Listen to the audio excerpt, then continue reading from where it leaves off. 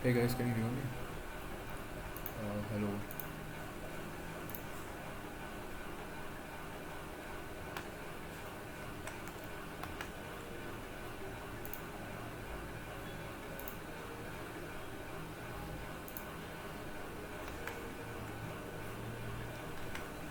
You guys can see my screen, right? Perfect. So I think I skipped 2 nights in the last session, right? I think we'll start with that for now. Uh, so so the question is, there's a board of k cross k, and you have to give the number of ways two knights cannot attack each other. So let me show you guys what that means. So let's just say there's a 3 cross 3 board, okay? Yeah. So if there's a knight here, for those who have never played chess in their lives, a knight can attack in an L shape like this, or like this, or like this. Like there are three possible ways to attack in this specific square, but there's even there's even better. I mean, there's even more ways like this if there was even more space. So, anyways, so this is how a knight attacks. So what they want to know is how can we place two knights such that they cannot attack each other. So, eh, so these two places are banned. So we can place them in like 6 other spots. If we place one knight here, we can place it in 6 other spots. So how would we go about doing that? Any of you have any ideas? If any of you are not clear with the question, feel free to ask me to explain it again. It's actually pretty simple. I mean, it's slightly math oriented, but it's still not that complicated. It depends on how you do it, I guess. So do any of you have any ideas? Okay.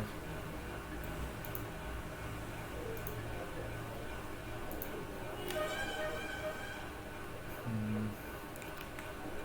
Okay, I'll give you guys a hint. So forget about the constraint that they do not attack each other. Let's just try to calculate the number of ways two knights can just be placed on a k cross k chessboard. To solve questions like most of the questions, I would suggest to solve them is to start come up with a easier version of the question. So with the removing the constraint would make it an easier version, right? So let's figure out how to solve that. So I'm sure you guys are familiar with PNC, permutations and combinations. So if it's k cross k, uh, you can so there's a total number of k square spots, right? So this is easily you can just say that this is k square c2. I'm sure you guys understand why, right? K square c2. It's not p2 because the two knights are the exact same. So that would come up to be, I'm gonna type it because I can't fucking draw that, but yeah. So it'll be k square c2, right? So oh shit. So how do you we know what's the formula for this? So it's, if you simplify it, it'll come up to k square into k square minus 1 by 2. You guys understand why, right? Let's just forget about the combination part. Let's just try to think logically. So there are k square spots. So let's place one of the knights there. If you place one knight there, then there'll be k square minus 1 spots remaining, right? So you can place the other knight there, and the by 2 is because that each placement will be counted twice, because let's say knight 1 and knight 2, right? So knight 1 here and knight 2 here, and if you interchange them, that will be counted one more time. So we don't want to count it one more time because the two knights are the same in our question. So it's pretty sorted. So this is the total number of ways we can place two knights. So we found that out. So so instead of finding number of ways two knights cannot attack each other, why don't we just try to find number of ways two knights can attack each other? Like If you place them on a chessboard, how many spots are there where you can place the other knight such that they both would be attacking each other, like here or here? That's, I feel like that's way more easy and way more convenient, right? So, do you guys have any ideas to calculate yeah, the number of ways you can put two knights such that they're attacking each other, which is like kind of the opposite of what they asked.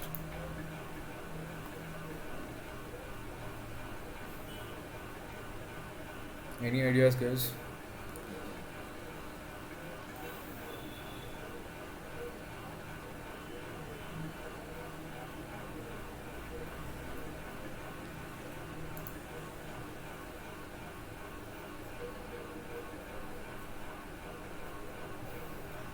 Okay, 2 cross 3 and 3 cross 2 rectangle in two ways. Okay, yeah, yeah, that does make sense. So, how do you build up upon that? We know that 2 cross 3 rectangle. Okay, I mean that approach does work. So what he's trying to say is, let me just clear this. Okay, so if you have a 2 cross 3 uh, rectangle, if you place one knight here, we have to place a knight here too. We want to calculate the number of ways two knights can attack each other, right? So if you place a knight here and it's this, or the other one is this and this, so it's this and this. There's only two ways to place those two knights in a 2 cross 3 rectangle. So we found out the answer for this. So can we like expand it to a k cross k? You can actually do that, but I'll give you guys a different way. Okay, I mean it's pretty much the same, but yeah, it's actually, I was gonna say this itself. So how do you do this is basically just expand this. So let me just clear this. Let's for a second, let's forget. See, there's either vertical L or horizontal L. I mean, there's two types of L's, right? Like these are the four types of ways a knight can attack. So let's forget about this way. Let's only think about this way. Because if we can calculate the number of ways for this way, we just multiply it by 2, right? It's symmetric. You can just easily tell by looking at it and say that, okay, if you can calculate this, just multiply by 2 and you're done. So how? So okay. So I said that the 2 cross 3 has two ways, right? So let's say we have a 4 cross 4 now. So 1, 2, 3, 4, 3, 4. So can you guys see how many 2 cross 3 rectangles are there in this square? You can tell, right? Like this is one. This is one. I mean, that's way too far. But yeah, this is one, and this is one, and this is one. Is there an easier way to calculate this? There should be a easy math oriented way, right? I mean, it's two into number. It's obviously two into number of rectangles in a square. So is there a way to calculate this? Do any of you have any idea? It's just like one formula pretty much.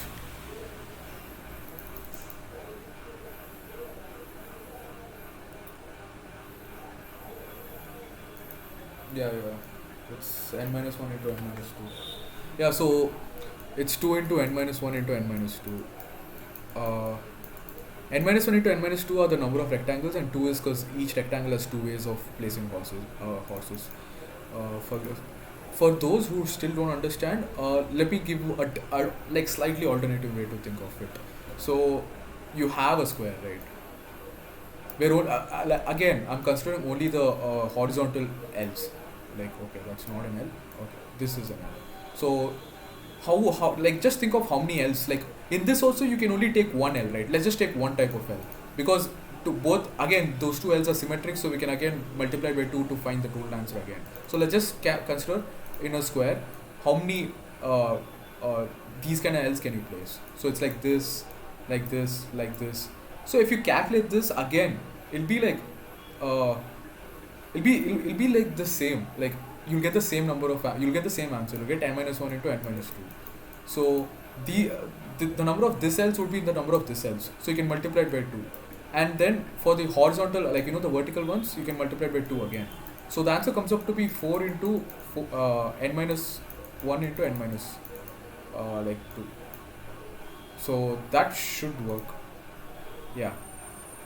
So they want us to print from 0 to 1 to 1 to k. So this can easily be done, right? Now we know the answer. So it's k square c2 minus whatever we found here. So let me just quote it up here to confirm it. So okay.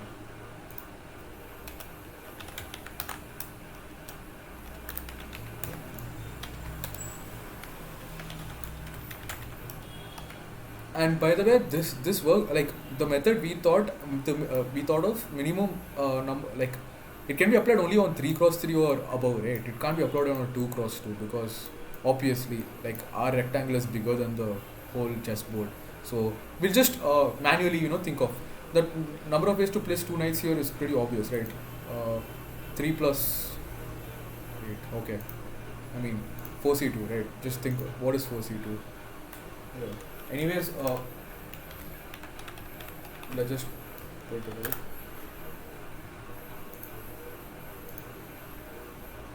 Okay, so if n is equals to 1, I mean I is equals to 1, right? I is equals to 1, we just output 0 because we like 1 cross 1 we can't place 2 knights. That's like very obvious. And this is another edge case. You call these edge cases which your normal algorithm can't can't really be applied for. So now is when we so now first let's calculate the total number of ways, right? So that's first let me just make another variable which is answer. So now we do answer plus is equals to k square into k square minus 1 by 2. I hope you all understand why I'm doing that, right? K square into k square minus 1 by 2. And now I just subtract what did we calculate here? 2 cross into 2 into 2 into n minus 1 into n minus 2. So that's 4 into y. It's not k, it's I. That's my so 4 into I minus 1 into I minus 2. I minus 2. So that's pretty much it, and we just output answer. Oh yeah, we always reset answer before because this is for this specific number, right? We don't want it to influence other. Yeah. So this should work. Wait, there might be an overflow error again. So since I'm multiplying so it does match. So I guess we did. Yeah, this is how you do it, guys. If any of you have a doubt, feel free to reach out later or now. Anything works. Wait, I forgot to say.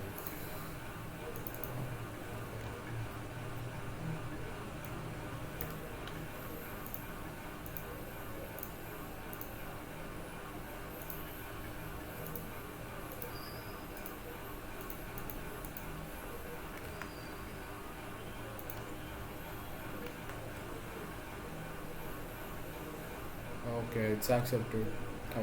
Yeah, I hope you guys understood. It's basically calculate the total number of ways to place 2 knights, and they just subtract the ways in which 2 knights can attack each other, which is pretty simple to find. My initial way to do it was a lot more complicated way. I didn't actually come up with this approach the first time I solved it, which is like a long time ago. So yeah, number spiral I'll do later. So trailing zeros.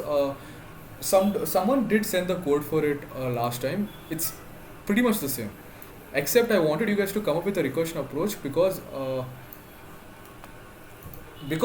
a lot more questions, like we'll be using recursion for a lot more questions from now onwards. I want you guys to get comfortable with recursion so that the harder problems won't scare you guys or anything.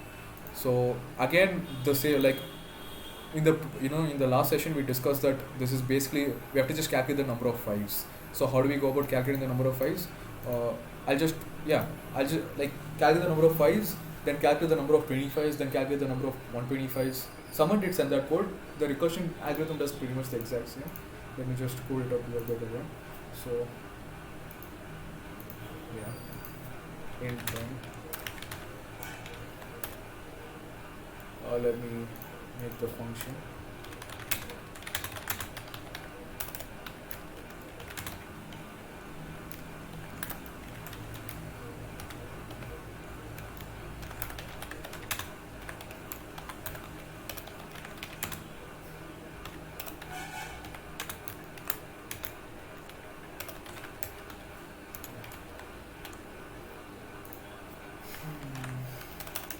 It's like a very small code. Like, the code's very small, but it's pretty simple as well. So what are we doing here? Why are we dividing? Why are we returning n by 5 plus recursion of n by 5? Doesn't make sense the first time you say it. So if we have first, let's just try to calculate. Like if we have, let's say we have a random number x. Okay, we have to let's just calculate the number of numbers from 1 to 5x which are divisible by 5. That's basically just x by 5, right? That's what this is calculating. But that doesn't cover everything for our answer, because there could be 25 or 125, like stuff like that, which is missing. We have to add them again, because this represents 2 files, this represents 3 files. So for that, we're just dividing it by 5 and recalculating it. When we divide it by 5, we're basically converting this 25 and 125 to 5 and 25. So 5, we are calculating the fives again for each thing, and 25 will again go inside the recursion and again call it. So that's how it basically works. I hope you guys understood. Feel free to ask again if you don't understand. And of course, every recursion function should have a base case. That's like, if you don't do it, your code will never stop running. So this is the base case. If n is less than 5, it returns 0, which is quite obvious, right? If it's 4 or something, there's obviously nothing for 4. So let's just test it to see if it actually works.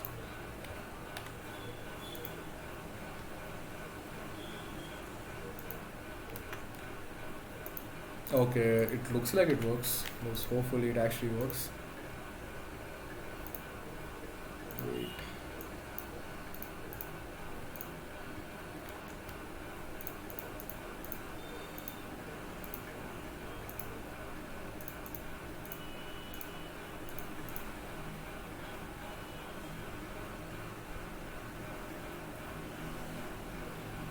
Okay, it does work. So yeah, this one. Okay, let's start. So you have two coin piles containing A and B coins. On each move, you can either remove one coin from the left pile and 2 coins from the right pile, or 2 coins from the left pile and 1 coin from the right pile. Your task is to efficiently find out if you can empty both the piles. So what the question states is, let me do one thing. So you have 2 piles of coins. Okay. Yeah. Let's assume this is a pile of coins and this is another pile of coins. So you can only do 2 kinds of moves. The first move is removing 2 coins from this one and 1 coin from this one, or 2 coins from this one and 1 coin from this one. Like you should be able to. So basically, if you want to remove 2 coins from this pile, you should have at least 1 coin in this pile to remove. And if you want to remove 2 coins from this pile, you should have at least 1 coin to remove from this pile. And your final goal is to empty both the piles. Like, can you do it? That's the question. Yeah, yes or no. So I feel like you could come up with some observations. Like, every question has some observations and properties, like, which are not immediately obvious. You can look at it. You can think of something like, is there a way to constrain A and B? Like, this question can just be solved with those constraints. There's no thing to actually implement. It's just finding out constraints. So do you guys have any ideas? Yeah, sum of A plus B should be a multiple of 3. That's one of the constraint. There's 2 other constraints. I mean, the other two constraints are pretty much the same. Can you guys think of the other constraint? Linear equation on two variables. I don't think it's necessary here. I don't think you need to think about linear equations and stuff, because this is like, it's like kind of like overkill for this, I would say. Number of coins should, yeah, that's the other constraint. Number of coins in one pile should not be more than the double of the other pile. So let's discuss both of them. Why are those two constraints, like, applied here? So first, like I said, 2 coins from one pile and 1 coin from the other pile, or 1 coin from one pile and 2 coins from the other pile. So doesn't this make you think that at the end, from if you combine both the piles, you're removing 3 coins at once, right? So you're removing 3 coins at once. That's like pretty obvious. Either 2-1 or 1-2, and your final goal is to reach 0-0, right? So if you're removing 3 coins at once and your final goal is to reach 0-0, that like 0 total coins, that means the total number of coins should be 3x, right? Where x is anything. Like it should be divisible by 3. So we can, that's like our first observation, which is you can tell. So the other observation is there are cases in which even if it's 3x, it can still fail. Let's say like a case of 1 and 8. If you sum up these 2 coins, you can they're still divisible by 3, but you still can't empty both piles. That's because one of the coins completely dominates the other pile. So what is the exact value? That's if let's say the coins has x and y. So you don't want y to be greater than 2x, or x to be greater than 2y. So those are the two conditions. With these three conditions, you can basically just solve this question. I'm not proving it here, but those three conditions are enough. You guys can prove it in your free time. It's not that complicated, I would say. So let's just code it up real quick. It's looking a line, I would say. Let me just so there are test cases.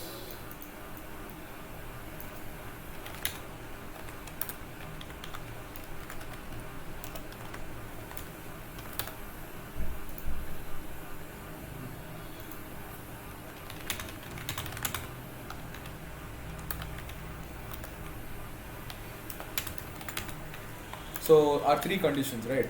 If a plus b percentage modulo operator 3 is equals to 0, and there are three constraints. A should be what is the other constraint? Y should be greater than 2x and x should be greater than 2y. So for this to, like, these are, if this happens, it will be no. So we want yes. So this should be y should be less than or equal to 2x, and x should be less than or equal to 2y. So 2 star b and b is less than or equal to 2 star a. So that's pretty much it.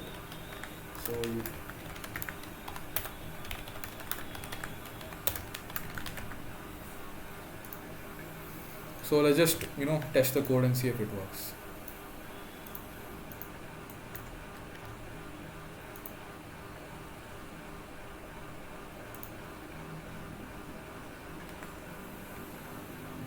Okay, I forgot to take inputs. Input of t.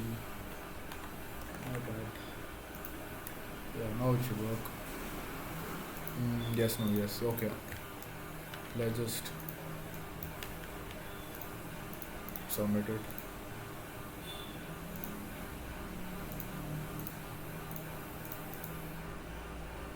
I think today's session is going to be small, shorter than the other, like the last one, because I'm not going to discuss every problem in this set. But yeah, let's go to the next question. Palindrome reorder. So you have a string. Your task is to reorder its letters in such a way that it becomes a palindrome. It reads the same forwards and backwards. So first, let's discuss what a palindrome is, for those who are not familiar with palindromes. So a palindrome, I'm sure you would have. I'm sure you would have encountered this in JEE as well. So a palindrome here, with respect to string, is they have characters A to Z. So this is like, I'll just give you an example so you understand. It's easier to understand with examples. So this is a palindrome. So if you read from the front, and the back, it should be it should read the exact same. This is not a palindrome, because if you read it from, if you like, basically if you reverse it, it should still be the same. If you reverse this, it's not the same, is it? So this is not a palindrome. It's like, I think that's enough. Like, I'll give you one more example. So this is a palindrome, and for even palindromes, it should be just A B B A.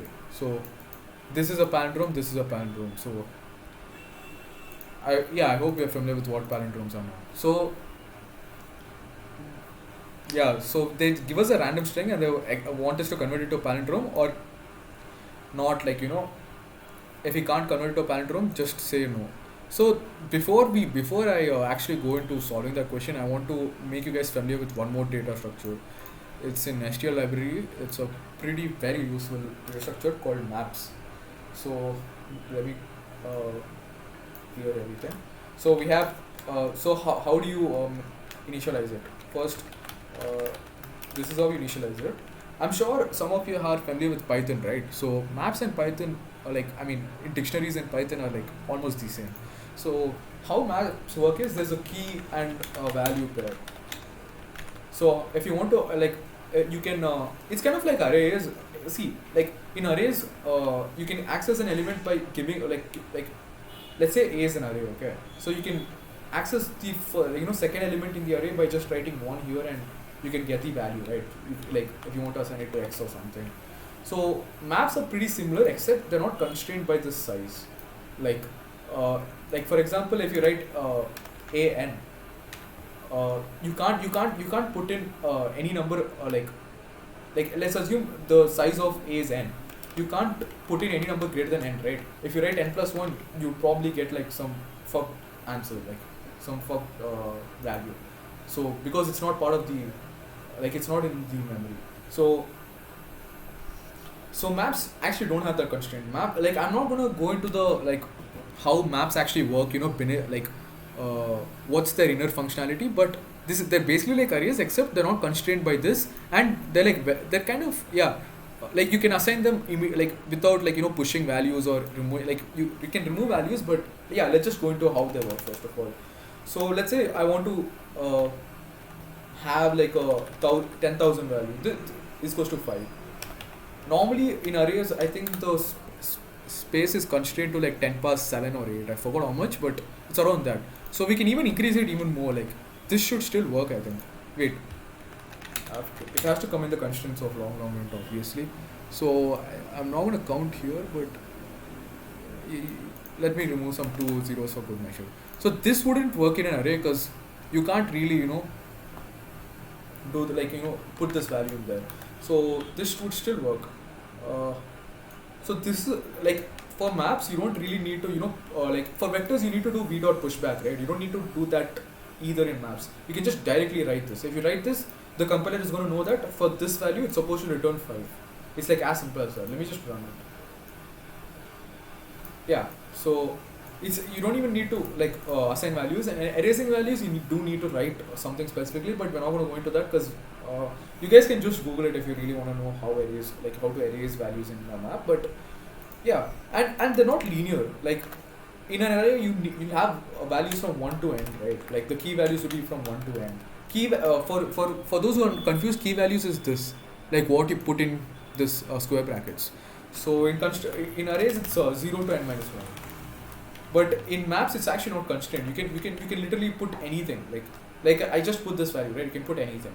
And one more thing with maps is it doesn't have to be integers. That is a key value. It can be a string. Actually it can be a character. It can be a string. It can be anything. So maps are very convenient, and their time complexity is O of n log n. Depending on if you use a map which is not this is an ordered map, so you'll get it in ascending order of the key values. So the time complexity is O of n log n. I hope you guys are familiar with time complexity and space complexity, because I did tell you guys to read about that. So for this, I'll now let's get back to the question. Why is a map useful for this? This question can be solved with stuff other than map, but I just want to get you guys familiar with maps. So one of you actually did message me with a recursion based answer, which was pretty good, but we don't need to use recursion here. Like there's a lot more convenient way to solve it. So first, let's just, before we go about actually completely solving it, let's just try to simplify the question. They want us to output the string, and if it's a palindrome, and or no solution if it's not. Let's forget about outputting the string. Can you guys give me can you guys find a way to just output yes or no, that if for a given string, if you can make it a palindrome or not? That's like a lot easier, right? If you can, yeah. So do you guys have any ideas on how to do that?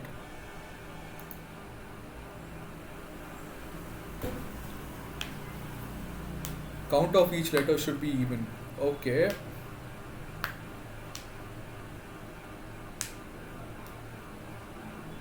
Okay. Yeah. I mean, first, let's just say the number of. Let's make it even easier. Let's say the string size is even. If string size is even, then we wouldn't like any, yeah. If the number of odd frequency characters is more than one. For string size is even if it's one, it still fails. So this is kind of case dependent. So you guys did come up with the answer. I'm pretty sure you guys just didn't do it case by case, but you guys are pretty close as well. So let's just go back to, yeah. So there are two cases again, even and odd. So even and odd, let's take an even example first, because it's kind of easier. So for an even example, I did say that a string should be equal to its reverse, right? Let's say R of S is the reverse string. So can we get the the blueprint of the string? How would it look like? Any string has to follow this. So we could say, let's say X is a character, okay, a random character. Y is a random character. Z is a random character. Dot dot dot dot. We can say that okay, let's remove the dot dot dot from now. Yeah, we can say that the right side part of the string has to be Z Y X, right? Because then only it's a palindrome. Because if you look from the front and the back, it has to match. And between, if you add any more characters in between, you have to add them at the left side and the right side, because it's an even string. So we can say that the number of characters, each character has to be the number of times each character appears has to be even. So that's pretty obvious. So now look, let's go to the odd character case. So X, Y, Z, Z, Y, X. So okay, wait. Yeah, let me just open anything. Okay. So X, Y, Z, and Z, Y, X. So we can add one more character, right? In an odd character, in an odd string, odd character string, we'll have 7 characters or maybe more, odd number of characters. So there'll be one character which any character we can put it, any character we can put here, right? Like A or B. It doesn't have to have its matching other side. You can put any character in the middle. That's like a property of odd numbered strings. So now we know that. So now let's just properly state the constraints. So if it's even, every character has to be even. Every frequency of every character has to be even. Frequency means the number of times it's repeated. And if it's odd, everything except one can be odd. One has to be odd actually, and other has to be even. Obviously one has to be odd, because you can tell that there'll be, if you have in a array of frequencies, there'll be one at least odd, right? Since the total number of characters is odd, because you can't come up with even plus even is odd, right? Anyways, so how map comes in here is you can use map for the frequencies, right? So you want to calculate the number of frequencies for each character. So let's say let's go with this example, A, CA, and CBA. Okay. So here the number of times A appears is 6, and C appears is 2, and B appears is 1. And this is a palindrome because the size is 9. Yeah, the size is 9, and there's only one odd frequency character. So let's just go about coding it for now. I'll show you guys how to use map. So you just get a string, right? So you just input a string, and you have a map, character, integer. And so here there are two data types I defined. Why 2 data types? Because you have to define everything in a map. How do I say? This second data type is how how you would define an array data type basically. Like if it's character array, you know like it holds characters, right? So here the map holds integers. If I write character, it would be like m of a is equals to b or something. Like, or if it's integer character, so it affects like this is the key and this is the value. It's like legit that simple. So if m of 5 would return b, like if it was integer character, something like that. So for now, for this question, we need a number for each character, right? So it would be character in integer.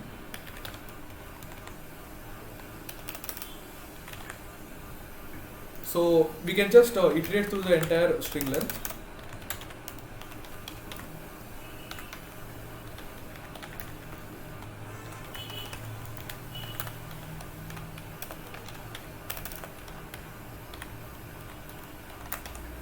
You guys understand why I'm doing plus plus, right? Increasing the frequency of this SI character by 1. It's that simple. And so now we need to take two cases. So like two cases. So how would like we can just how do we do this? Okay.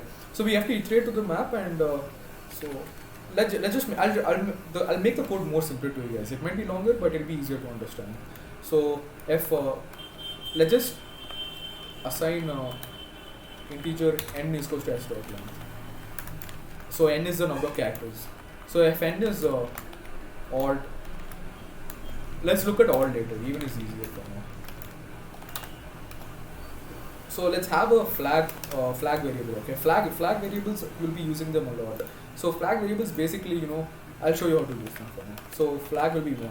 Let's assume the okay. So let's iterate through the how do you iterate through a map? So this is a new data type you guys wouldn't have encountered, I guess. But this is how you iterate through a map. How do I do this or the other way for you guys? I think I'll make it the easier way for you guys. So we know that there are 26 characters in the alphabet, right? So we can literally just like iterate through the 24 characters, like 26 characters. I mean. So we can do int x equals to for int I is equals to you can actually do this, I'm pretty sure. This is called typecasting. Okay, you can convert like character to an integer. So I hope you guys are familiar with ASCII values. If you're not familiar with ASCII values, just go like Google them and learn about them.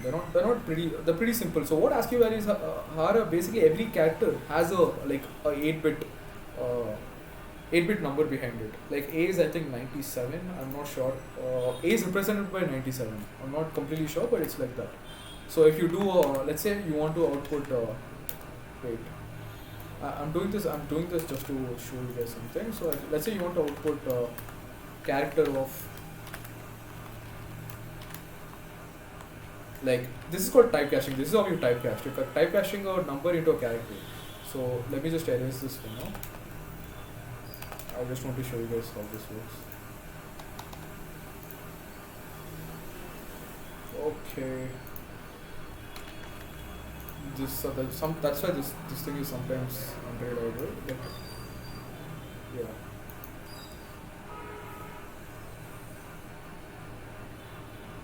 Okay, it's small a, it's not capital A. Okay. So 97 when you typecast it, it's small a. So this is typecasting. You can even typecast a float into a float to an integer, an integer to a float, but that's not necessary for now. I just wanted to show you guys why I'm doing that. So anyways, let's just int I is equals to. It's a pretty sweet way to iterate through the characters, but this is I rarely do this. It's not the best way to do it. I would just iterate through a map, but it's fine. If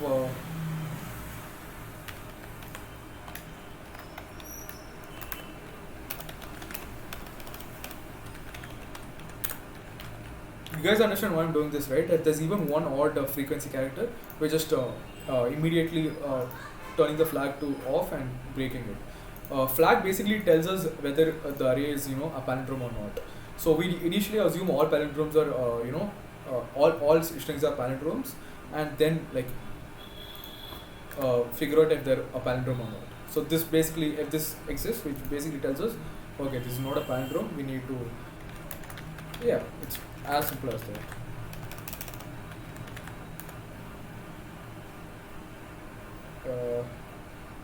Output.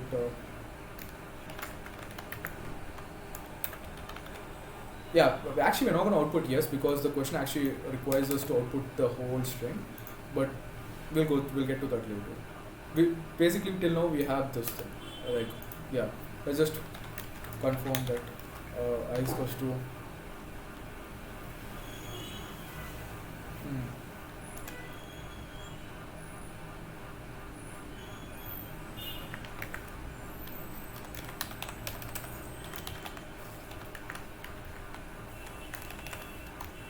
So here you can find out, you can have one odd frequency at most.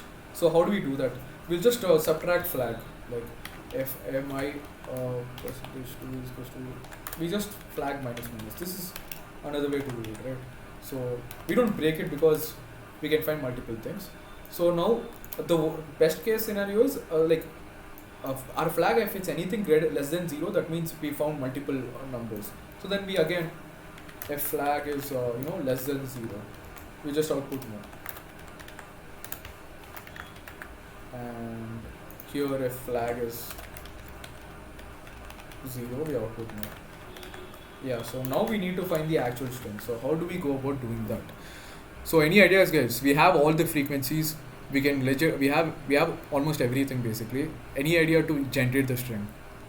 Any of you have any ideas?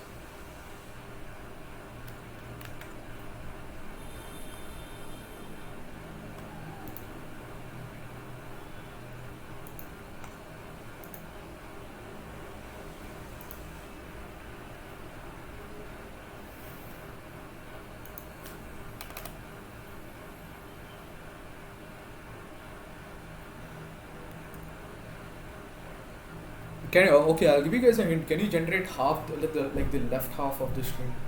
So we can just pretty much copy it and paste it again on the right half. Should be pretty convenient, right?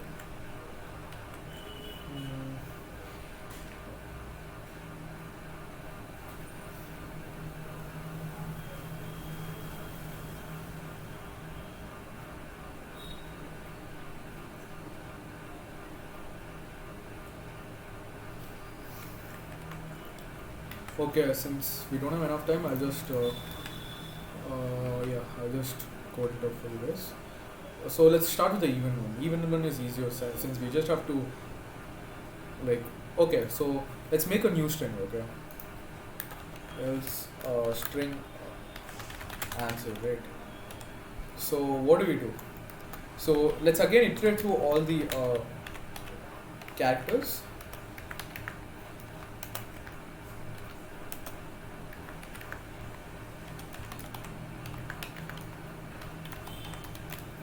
Now we need to since we want this left half of the thing, we'll just add half of the answer. Like we'll just, if there's two characters, we'll add only one. If it's 4, we'll add only 2, like that.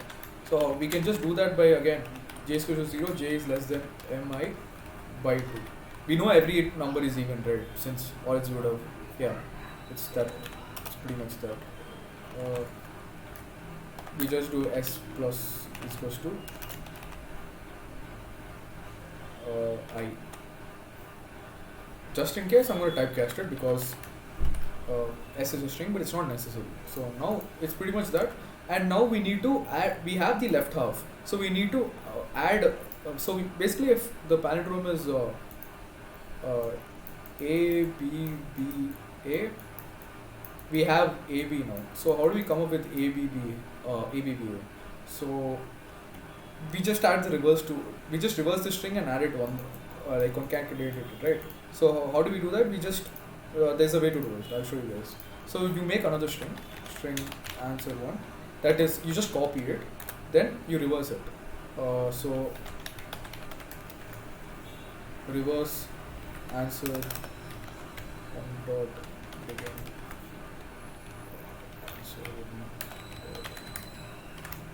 So this reverses the string from beginning to ending. You can actually write +5 or something. If you write +5 here, you'll only reverse like the after the 5 characters. It's pretty like self-explanatory. But these are called iterators. Okay, they're just like slightly more complicated than just 0 and n-1 or something. But it's almost the same, I would say. So it's yeah. So you just reverse it, and now you it's like the copy and reverse, right? So you can just add answer plus equals to answer 1, and just output answer. Yeah, just output answer. So our even case is figured out. Let's just test it to see if it works. So let's do BAB. It should output AB. Okay. So it's not outputting the answer. So why is it not outputting the answer? Let's just let's debug it. Okay, first we have to see if it's actually falling in this if like else statement. So let's just see if it's working here. Hello. So if it prints hello, that means it's actually reaching here. This is how you debug. Print statements are the best way to debug, I would say. Of course, there's actual ways to debug, but I don't use them at least. So now you know that it's going under this and it's calculating everything. So just to confirm, let's just print out all the all the frequency values. You just want 2,2,2,2,0,0,0,0, like that's how it should look like. Yeah, it does look like that. That means that is also like working. So is flag 0, that like it should at least go through here, right? Since that means it's not going through the else statement, since it has to output the answer here. Oh yeah, the mistake we did here is we added all those characters to S instead of answer. That's the mistake. That's what it is. You can figure it now. You can it works. So we figure out the even case, and similarly you can even figure out the odd case. So we just copy paste this, I would say. This should be able to. It should be working everywhere, and we need to find that middle odd character, right? So we just iterate through the thing, and wait, before we iterate through the thing, we assign answer 1 here only. We copy answer 1. Answer 1 is supposed to answer. Reverse answer 1 dot begin. Answer 1 dot end. So now we just add. We need to find the odd frequency character so that we can add it to answer. So we again run through the loop. We could do that in the initial loop as well itself, but let's just. I'm just going to write more code on this. So we know that there's only one of these because or else flag would have been less than 0. So we just add to high. That's it. So that's pretty much it, and then we do answer plus equals to answer 1, and then we output answer. So now this should work for this case as well. Let's just use the case there, test case there.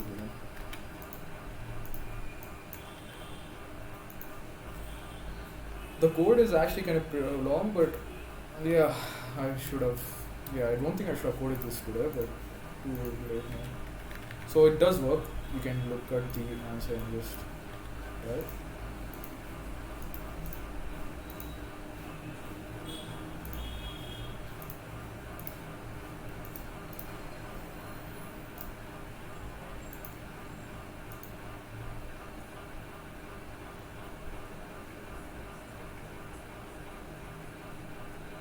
Okay, so it's not completely correct, so we're missing some cases. Well, I'm just going to look through the test cases to figure out.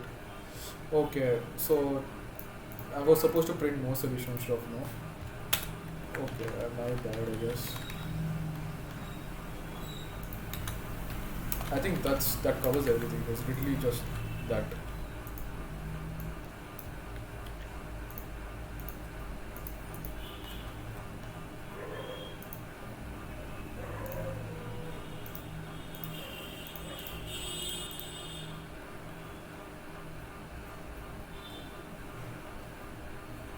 Yeah, okay. So works.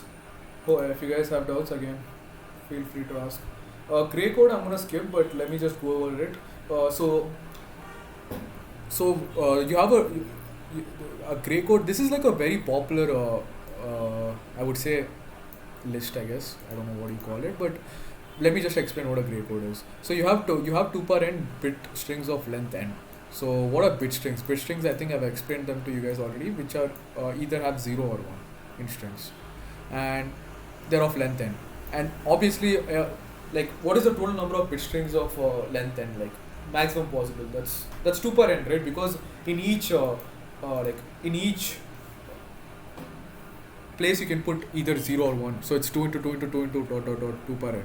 So that's pretty self-explanatory. And where any two successive strings differ by 1 bit. So what does that mean? Hamming distance is 1. Okay. Your task is to create a gray code of given length n. So let me just let's do, if you have, let's say n is 2. Okay. So there are 4 strings, right? What are those 4 strings? So 0, 1, 1, 0, 1, 1, and 0, 0. So they said, okay. So they said that the string should differ in exactly 1 bit. So we can tell these two strings, they differ by 2 bits, right? Here in this position also they're differing, in this position also they're differing. So the Hamming distance is 2 here. Hamming distance is basically in how many places do they differ. These two strings differ in only 1 bit, because only these 2 bits that differ, so its answer is 1. This is similarly 2. So I hope you guys have a understanding of what Hamming distance is now. You actually see this in computer networks. Gray code. It's pretty cool, but that's very irrelevant to what we're doing now. So they gave the same example to 0, 0. So they want us to print it like, see, it's just not about generating all the strings. They also want us to order it in a way such that adjacent strings have their Hamming distance equal to 1. So this is how they ordered theirs for n is equal to 2. So you can see that the first two Hamming distance is 1, and like the second and third Hamming distance is 1 again, and the third and fourth Hamming distance is 1 again. So this is not that as complicated as it looks. At least it looked complicated to me. But you can. I'll not go into how to exactly solve it, but I'll give you guys a hint. And this is basically a homework. So how, like, here you can actually use recursion, and try to think of a way. Try to think of a way. Like you can also use like induction based thinking here. So our base case is 1, right? Our base case is 1. There are two things. Either like these two are the strings for 1. So let's say if we have an n minus 1, let's say we have an answer for n minus 1. We have all the strings in a list, like in the gray order, like gray code format. Like they're having distances like 1 between all those adjacent things. Can you like make that list into like? Can you convert that list into an n 2 per n string list? Like basically just add another 0 or 1 to each of those strings and try to come up with a new set, a new list. You can actually do this. Try to think of ways to do that. I'm not going to go, if I tell you the answer would it wouldn't be fun, right? So this question we're going to skip for now. Okay, how many questions? I think this is the last question we're actually probably going to solve. So Tower of Hanoi. I think this is a very popular question, very popular problem. I think at least I've seen this in a lot of places. You even learn this in like second year of CS, like in your data DSA course, guys. Whoever is in CS. So it's a pretty cool problem. So the Tower of Hanoi consists of 3 stacks, left, middle, and right, and n rounds of disks of different sizes. Initially, the left stack has all the disks in increasing order of size from top to bottom. The goal is to move all the disks to the right stack using the middle stack. On each move, you can move the uppermost disk from a stack to another stack. In addition, it's not allowed to place a larger disk on a smaller disk. So what they're trying to say is, okay, wait. Your task is to find a solution that minimizes the number of moves. Wait, where did this thing go? Okay. Yeah. So we have three stacks. Oh wait, where's my thing? Yeah, 3 stacks. The drawings are very bad, but yeah. So we have 3 stacks. Okay, we have 3 like towers kind of thing. Like poles. So you have circular discs like rings which you can put on these three things. So initially all of them are on the left. So you would have like in descending order. So you'd have like a, you guys see right, like this is a four disc thing. So initially they have n discs which they give. So let's forget about that for now. So you want to send all of these four discs to this, and the constraint is you can't put a bigger disk on a smaller disk. Like you can't, like let's say you have a disk of this size, right? You can't put a smaller disk. I mean, you can't put even bigger disk on this.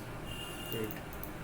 Like you can't put a even bigger disk on this, and like you're forced to not make those moves. So if you send this one, let's say you send this one here, you can't put this bigger, like the, it's obviously bigger than the initial one, right? You can't put this on here. You're forced to put this here. So your final goal is to move all of this end set and keep it here. So it would obviously look like this.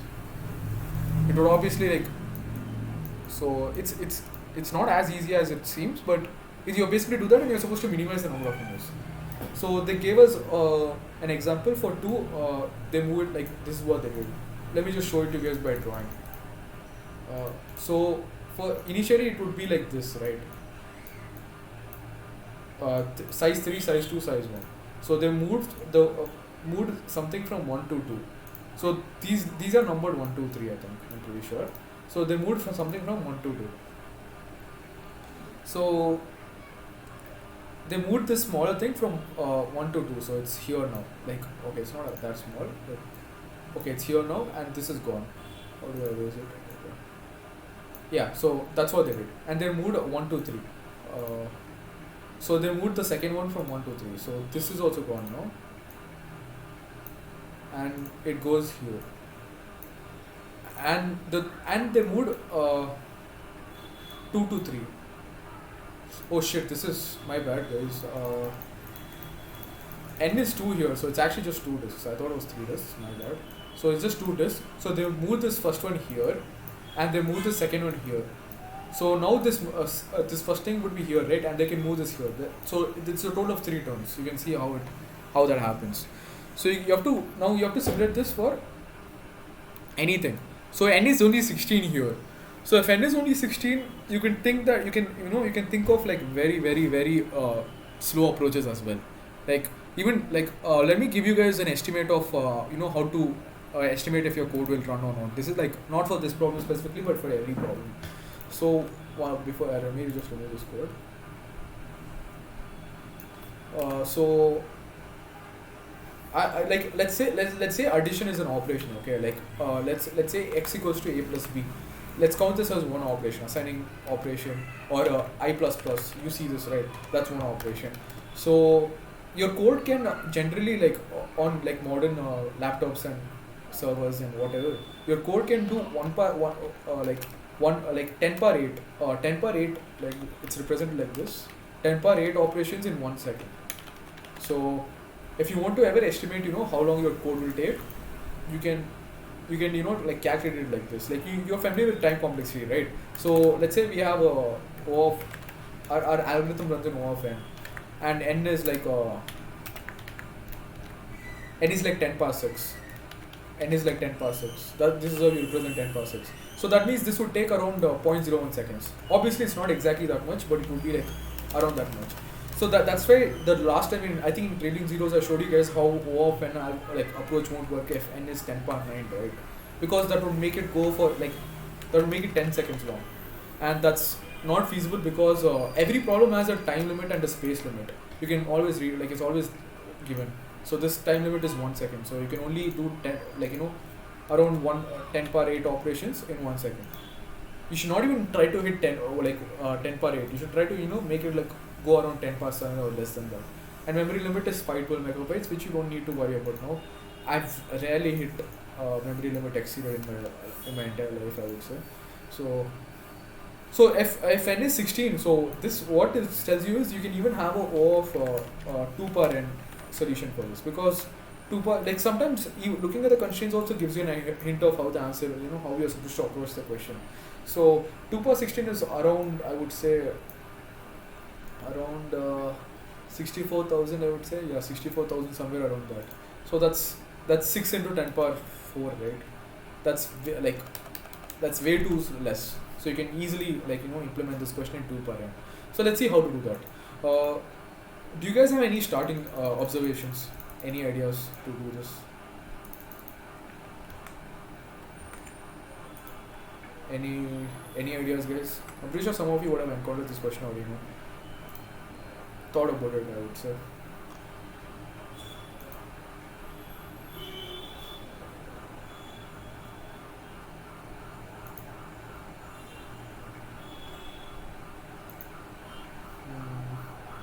Any ideas, guys?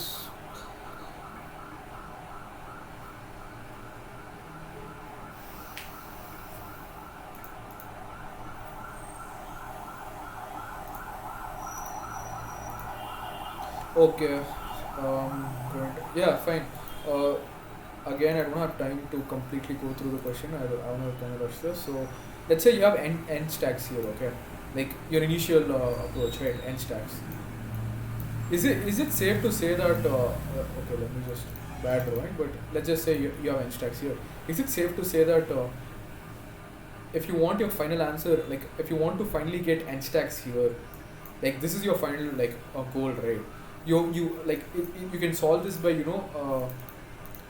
having n minus 1 stacks here and the smallest ring here. Like this is the last step, obviously. This last ring could be here or here, but it would be n minus 1 stacks, except this one small ring would be here or here. It's like in one of these two positions. That's like the like final way to do this before you get the answer. Like here in this case also you can see it's last case is 2 to 3. That means the bigger one was here and this smaller one was here. So in n is equals to 2, the smaller one was sent from here to here. Like so you can obviously tell that in any n, the last thing would either come from here or here. So that's like pretty obvious. So that's our first observation. That's what you're expected to realize. So now we know that two. So we know the last last operation, we could say. So how do we get the n minus 1 thing here though? Like we know that if we have n minus 1 thing here, we can solve the question for n. So this is again recursion, right? You can think of recursion here. To solve this n minus 1, you have to get n minus 1 here, you have to have n minus 2, like n minus 2 here and like n 1 coming from here or here. Again, how do I say it? Give me a second.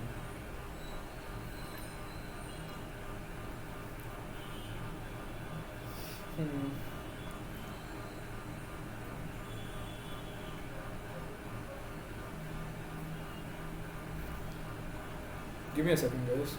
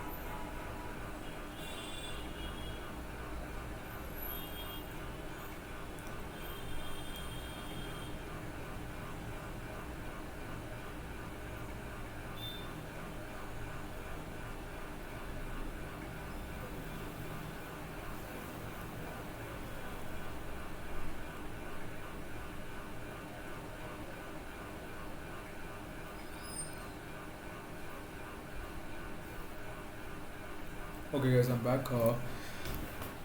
Okay, you guys understood how the smallest last operation would be here, right?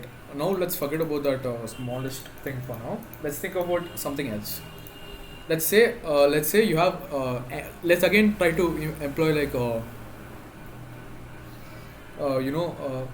induction based approach, I would say.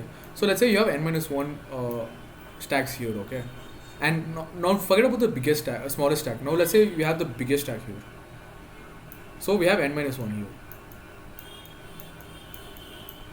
So we need to send all of these here to get n. 1 second.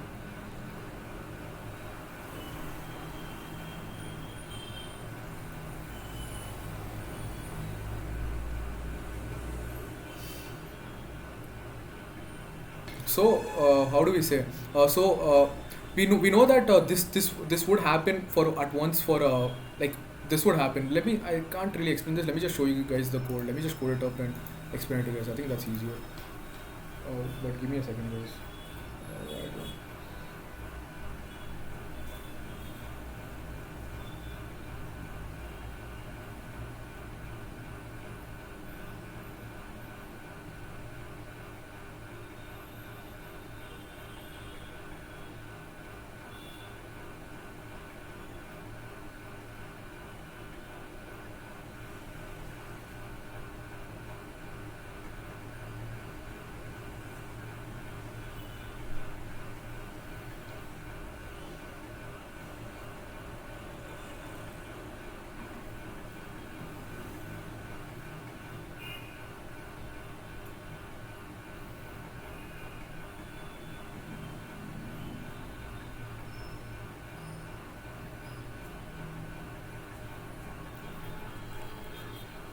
Okay, so I'm back, guys. So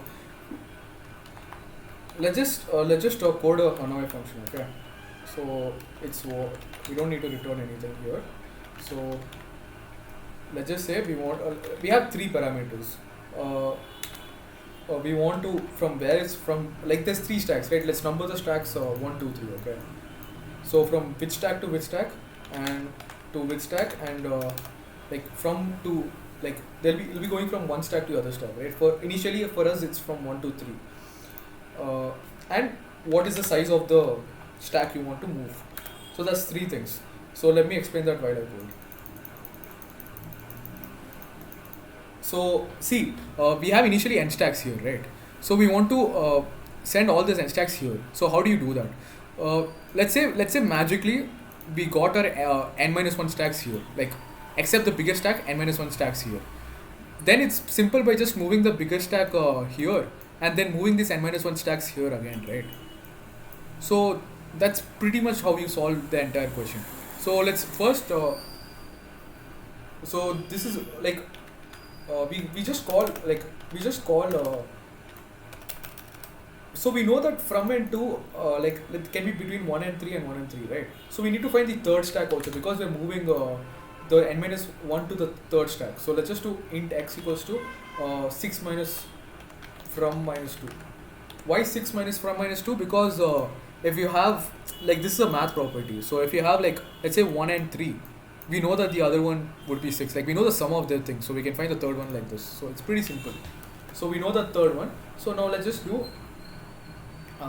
they want us to, it's numbered 1 to 3 in there also. So we just call Hanoi like, let's assume like we know friend to, like, yeah. So now we call Hanoi from to x n minus 1. You guys understand why, right? So we're calling we're making it n minus 1 here, and now we'll output from and 2. That is why are we outputting this? We're output because we're moving the biggest disk from here to here directly. Like, this is like, if you can think of if you can somehow magically move this n minus 1 top disk to here, then we can just move this directly here and then move this n minus 1 disk back here, right? That's another call. So now we know that after we call this function that our n minus 1 disks are right here. So we need to move them from here to here, like, to finish the answer. So that's basically how you do it.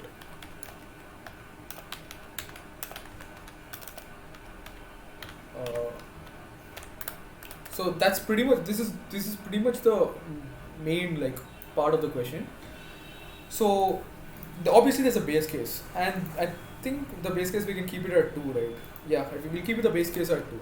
So if n is equals to 2, then we just output this, like, yeah. If n is equals to 2, we can't just directly output this because we don't we it's not guaranteed that from is 1 and 2 is like 3, right? So we just output we're moving the biggest disk from to I mean the smallest disk from to x, right? Because like if it's two things here, let me just erase all this. So if there's two things here, then we just move the bigger one to the third one, third disk. So we just do from to x, and now we're moving the bigger one to the 2 place where we actually want to go. So that's again from 2, and our finally thing is x2 2. So our base case is covered. So x 2 2. I mean not 2 but 2. Yeah. So that's, and we return since, yeah. This is pretty much the answer, guys, but they also want us to count the number of operations we are doing. So we'll just do that as well. We'll just return the number of operations, right? So let's do long int. And this will return, since here 3 operations are going, we'll return 3, and here we'll return we'll again save all of these to a variable. Long int k is equals to 0, k plus equals to, since this operation is not included those functions, we'll just increment k by 1, k plus equals to. That's pretty simple. You'll also find out that you'll always like if there's wait, let me just code it. I'll explain later. So we are just inputting one number, right? Yeah, in 10 code and from is always 1, right? From is 1 and 2 is 3 and n is, yeah, and n is n should work. Let me just input 2 and see if it works.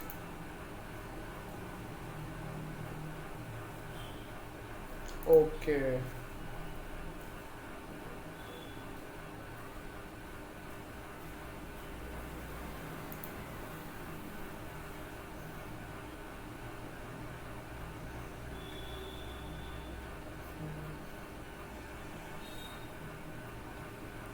We got segmentation fault. What did I mess up?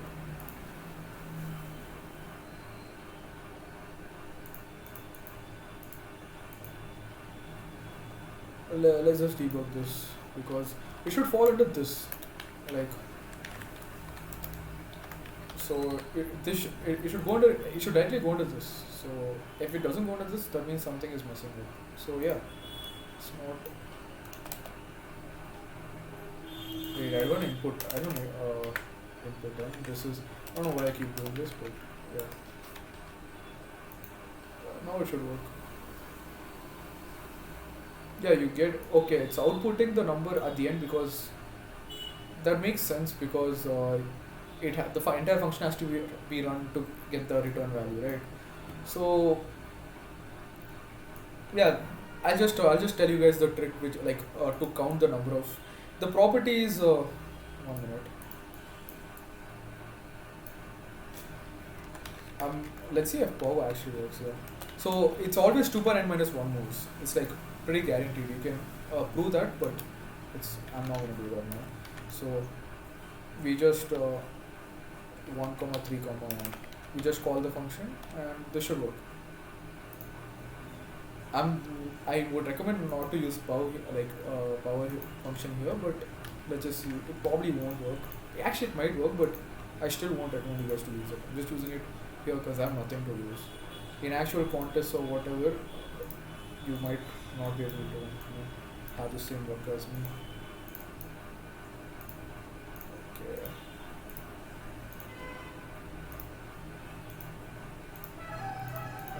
Let's say it should work.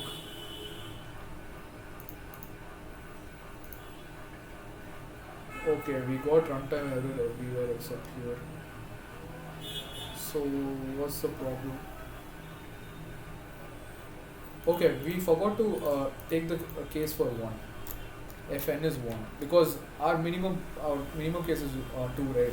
I didn't know that they would give output as 1. So for the output of 1, we just output 1, and then we move that one small disk from 1 to 3, right? It's pretty. Uh, it's you can just hard code this, and then just return. So this should, like, the other cases is the concern, but so we're just both outputting the correct values, but why is it giving a runtime error? Doesn't make sense.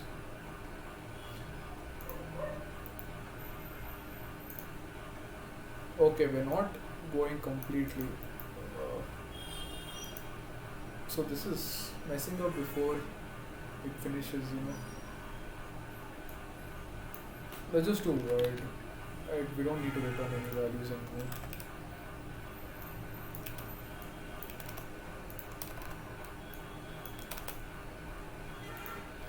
So is it still messing up for 4?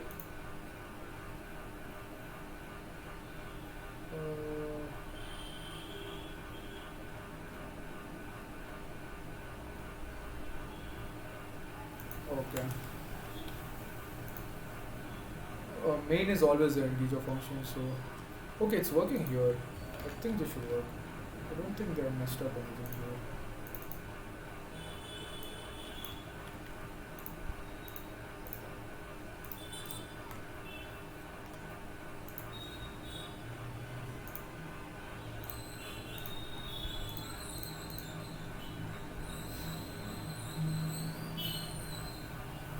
Okay, it does work. I hope you guys understood.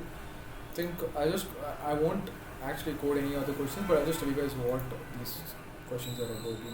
So this one you have, they give you a string and you're supposed to generate every single permutation of the string. Basically, I explained to you guys what permutation is, but you're not supposed to have duplicate permutations. So for this, you have to give it an ascending order. And in this, there's no thinking. Like, I would just recommend looking up any solution for this, because it's pretty much just learning how to implement how to code basically. So I would recommend you guys to just code this up once. There's no trick or anything. And this is also this question. There are n apples with known weights. Your task is to divide the apples into two groups such that the difference between the weights of the groups is minimal. So they give you an array and you're basically supposed to divide them into two sets such that the difference is minimal. It does look like a hard question until you see the constraints. The constraint is n is only 20, so like less than or equal to 20. So then you can just brute force it. Brute force is when you just do the first thing you think of, like the most easiest approach. For like, you can tell that the total number of possible ways you can divide them into two sets is only 2 power 20, right? Like, it's either in the first set or the second set, so it's just 2 power 20. So that you can just generate all these sets and just find the minimum value among them. So it's again nothing complicated. You just have to implement stuff. Like, it's a good way to practice implementation. Even gray code is decent. Like, it's not that complicated, but I gave you guys a hint about that.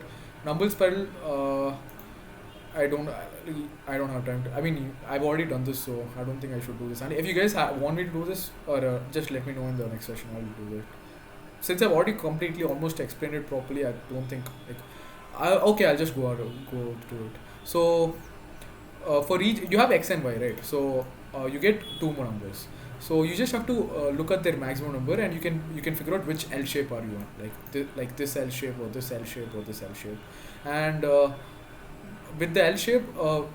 And you can see that this thing alternates every number, right? So for even it's different, and for odd it's different. So you have an if else statement for those even and odd. And if it's let's say it's odd, okay. If it's odd, then we can figure out which is like on which column and which row it's on, like in this among these five things, and then you just add that number. Here for 2 comma 3, it's supposed to be 8 because you can figure out that it's in this cell because of 3, and then you can figure out it's on the second row on this, and there's some math involved. You just it's not nothing complicated. So you numbers file just implemented. Gray code creating strings and apple division, again pretty simple. Chessboard and queens is a very popular problem. I want to discuss this, but I feel like this is kind of complicated for you guys. So this is basically the question is, you have chessboard, you have a proper 8x8 chessboard, and you want to place 8 queens such that they're not attacking each other. And there's another constraint that there's some spots where you can't even place queens. So try to forget about this star things here and just assume that you have a 8x8 chessboard, and try to figure out ways to place 8 queens. This involves something called backtracking, which is a pretty popular way to solve problems, I would say. If you guys want me to discuss this, I'll do this in the next problem. The other two problems are a little too complicated for you guys, so we'll just completely ignore these two. This one, if you guys want me to explain it, I'll explain it. Other problems, you guys can just do this by yourselves. And sorting and searching, I think we'll start that next week. For sorting and searching, I don't think there are any prerequisites except like learning what binary search is, and I'll explain everything. Like I'll go through the theory in front of you guys only. But I think you'll have to learn what binary search is and how sorting works. Actually, you don't need to learn how sorting works. You just need to learn what sets are. Sets is another SQL data structure. I'll again explain it during the session, but that's it. Do you guys have any doubts? If you guys don't have any doubts, you guys can leave.